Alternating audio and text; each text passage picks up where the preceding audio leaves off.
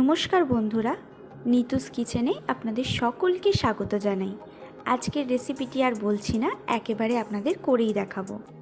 প্রথমে একটি পাত্রে মাঝারিভাবে আলু কেটে তার মধ্যে নুন ও জল দিয়ে সিদ্ধ করে নেব।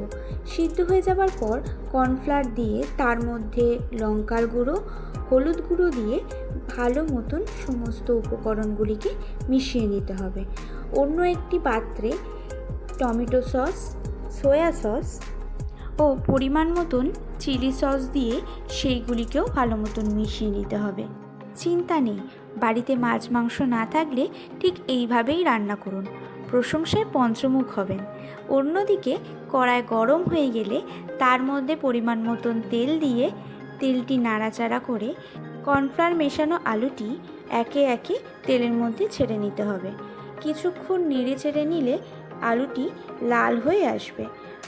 আলুগুলিকে খুব আলতো হাতে ভেজে নিতে হবে যাতে আলুগুলি ভেঙে না যায়। আলুগুলো তুলে নিয়ে সেই তেলের মধ্যেই রসুন কুচি, কেটে রাখা পেঁয়াজ ও ক্যাপসিকাম, কুচনো লঙ্কা এবং কুচনো আদা দিয়ে পরিমাণ মতন লবণ দিয়ে রেডি করে রাখা সসগুলি একই সঙ্গে দিয়ে নেব। পরবর্তীতে ভেজে রাখা আলুগুলি এই মিশ্রণের মধ্যে দিয়ে আলতো হাতে নেড়েচেড়ে নিতে হবে। সমস্ত সবজি ভালো মতো নেড়েচেড়ে নিয়ে অল্প পরিমাণে গোলমরিচ গুঁড়োও দিয়ে নিতে হবে।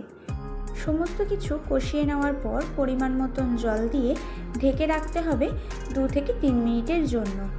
পরবর্তীতে কড়ার ঢাকনা খুলে নিয়ে সমস্ত সবজি সিদ্ধ হয়েছে কিনা দেখে জলে গুলে রাখা কর্নফ্লাওয়ারটি দিয়ে দিতে হবে।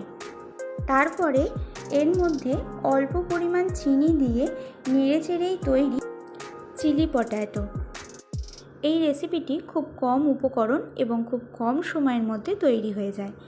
আমার এই রেসিপিটি আপনাদের পছন্দ হলে লাইক, কমেন্ট অ্যান্ড সাবস্ক্রাইব অবশ্যই করে দেবেন।